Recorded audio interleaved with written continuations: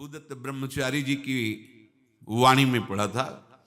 एक महात्मा जी भ्रमण करते थे तो उस समय असरफियां चलती थी, मोहरे असरफियां, तो उनको भेंट में देते लोग। तो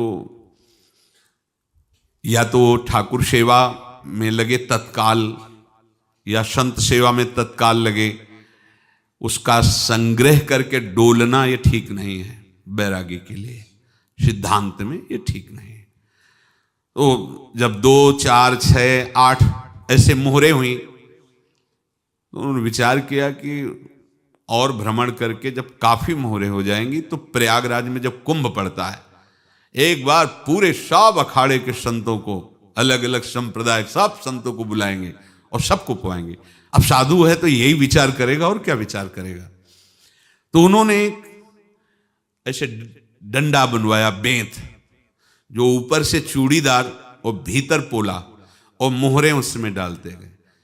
और भ्रमण, जहां जहां श्रद्धालु भगत थे सबके यहां जाना और इच्छा रखना कि एक मोहर तो दे दे दक्षिणा में। कामना कोई भी हो वो बांधती ही है, ध्यान रखना। इसीलिए प्रभु जो चाहे वो करे, अपनी चाह नहीं रखनी चाहिए, अपनी चाह प्रभु की चाह में मिला देनी चाहिए।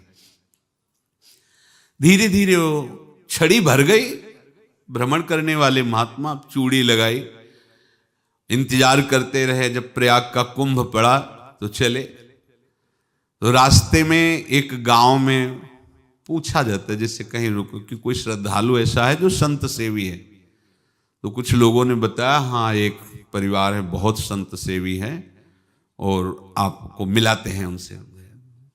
आइए महाराज, घर में रुका, खूब अच्छा हलवा पूड़ी पवाया और जो घर के मालिक थे चरण दबाए। चरण दबाते दबाते उनकी दृष्टि पड़ी उस डंडे पे। इतना मोटा और ऊपर से कुछ चूड़ी सी भी नजर आ रही, इस डंडे में तो कोई रहस्य है ही है। अब महात्मा जी को खवा पिला के सुला दिया। महात्मा जी जब सो गए तो पत्नी से धीरे से कहा, वो डंडा लाओ बाबा जी का डंडा। वो चूड़ीदार जो ही खोला पलटाया तो सैकड़ों मोहरे। ऐसे संत रोज पधारे भगवान, तुम आनंद हो जाए फिर क्या। पत्नी से कहा, नाप के कंकड़ लाओ। वो तो महात्मा जी तो खाए खीर पूड़ी, आराम से सो रहे। रात में पूरी प्लानिंग करके उसमें कंकड़ भर के चूड़ी लगाकर सिराने रख दिया, सारी मोहरें हटा ली। महात्मा जी आराम से छड़ी उठाए तो वजन पक्का। वैसे बड़े लोग चतुर होते हैं, पर ये नहीं जानते कि कर्म कितना भयानक होता है। और उनकी कोई संतान नहीं थी, पर धन में इतना प्रेम उनको था। बहुत सावधान। साधु महात्माओं के पास जो अर्थ है, गृहस्थी अगर आता वहीं से है, पर अगर उसको जोर जबरदस्ती या किसी छल कपट से, तो वो उसका विनाश ही करता है। आज तक का प्रमाण है। अब उनको ये भाव पता नहीं होगा, या पता होगा तो लोभ के कारण वो उसको मान नहीं पाए होंगे। महात्मा जी गए प्रयाग में, किसी अखाड़े पर रुके और वहां प्रार्थना की कि कल जो है संपूर्ण अखाड़ों का निमंत्रण किया जाए और सब संतों को भोग पवाया जाए और उनको दक्षिणा भी दी जाए। महंत ने सोचा कि बहुत बड़ा है तो उत्सव है, क्योंकि प्रयाग में कितने हजारों संत महात्मा सब।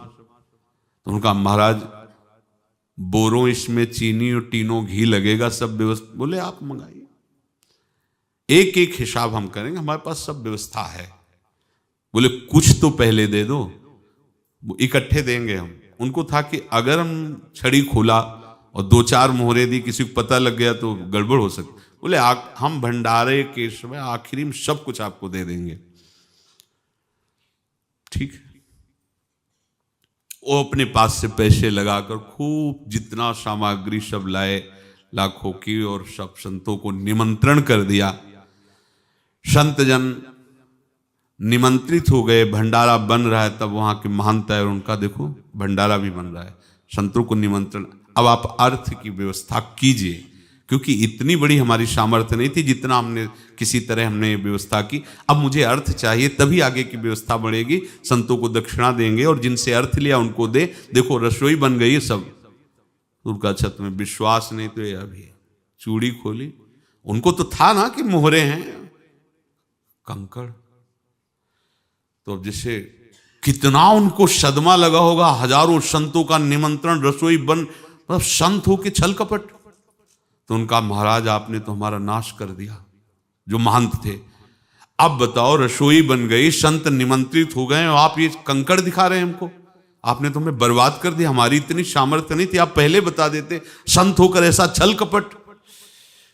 अब वो बोले तो क्या बोले, क्योंकि उनको पता था कि मोहरे हैं इसमें।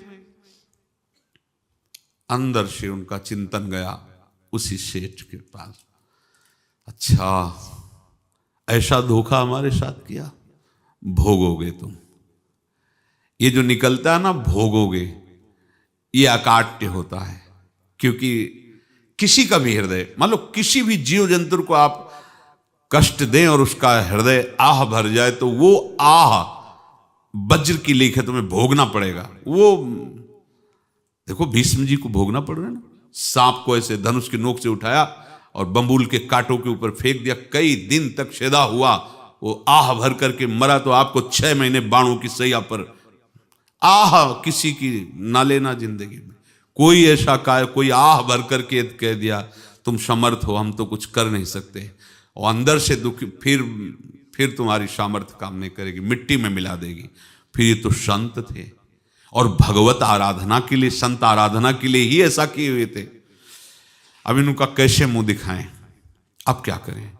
सुबह संत जन आएंगे, सबके बीच में हमारी कि देखो इन्होंने, अब क्या करें। गए और संगम में जाके छलांग लगाई, अपने प्राण त्याग दिए। अब उनके तो पास मोहरे थी और व्यापार बढ़ा, और 9-10 महीने बाद ही लड़का हुआ।